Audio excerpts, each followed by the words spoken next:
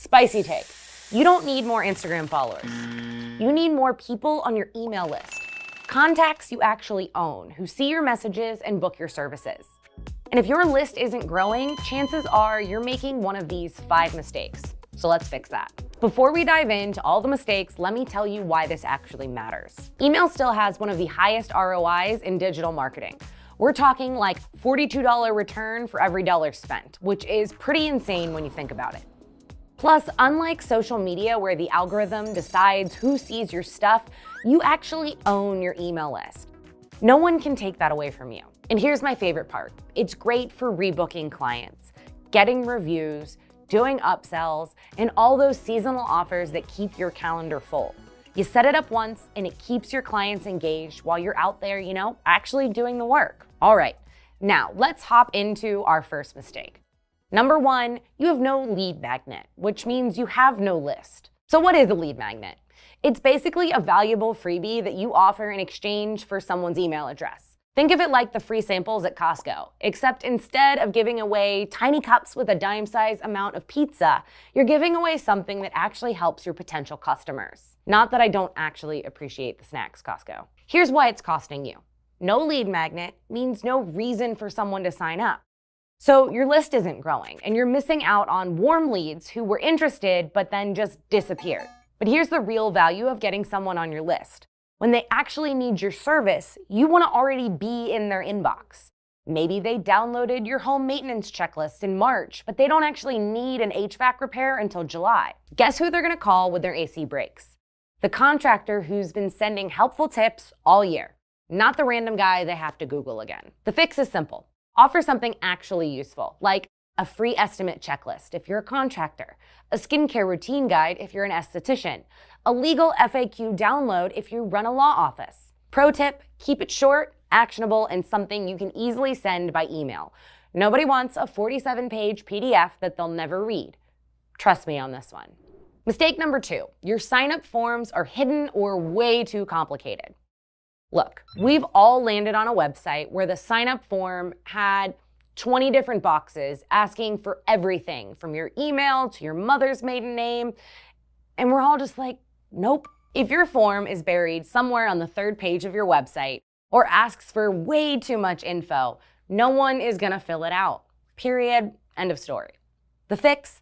Put it where people are already engaging, on your homepage, your booking page, maybe even a tasteful pop-up. But keep it simple. Now, name and email isn't always enough. You still want enough data to provide real value without overwhelming people. For example, you're a landscaper. You might ask for name, email, and whether it's a residential or a commercial project.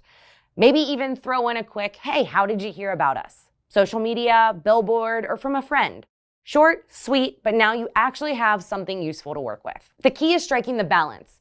Get what you need to help them better, but if filling out your form feels like applying for a mortgage, people are gonna bounce.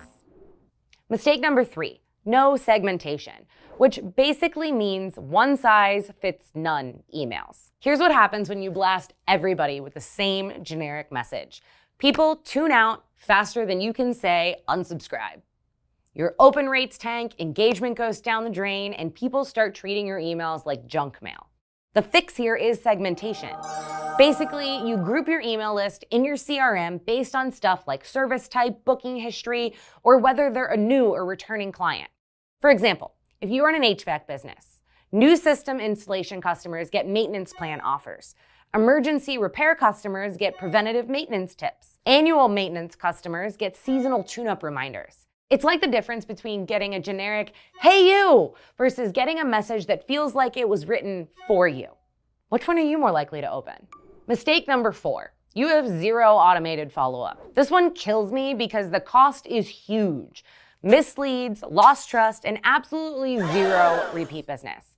You're basically leaving money on the table every single day. But here's the beautiful fix. You can easily start with a simple welcome email when someone joins your list, then build out key automations like post-appointment review requests, a 6-month check-in to rebook services, birthday emails with special offers. Here's how I like to think about automation. It's basically when, then, stop.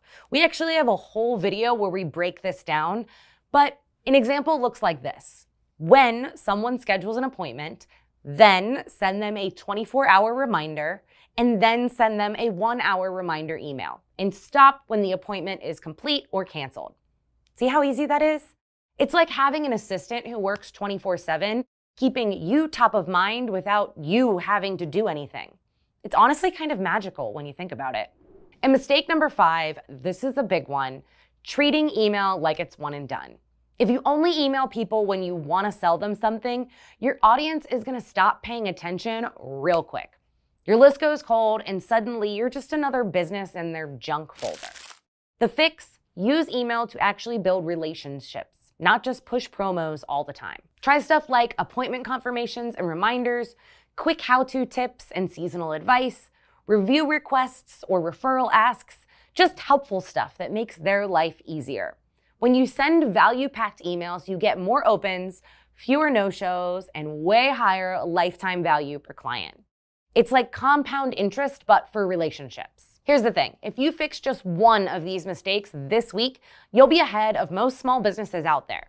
And you'll actually start building a list that helps you grow instead of just existing. And the best part is once you get a lot of this stuff set up, it runs itself.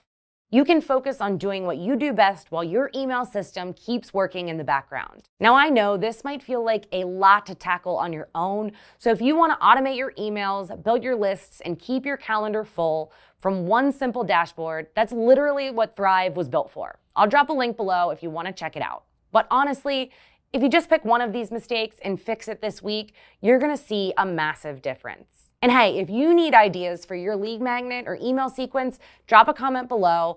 I'll reply with personalized tips for your specific business. I love this stuff, so don't be shy. Thanks for watching, and I'll see you in the next one.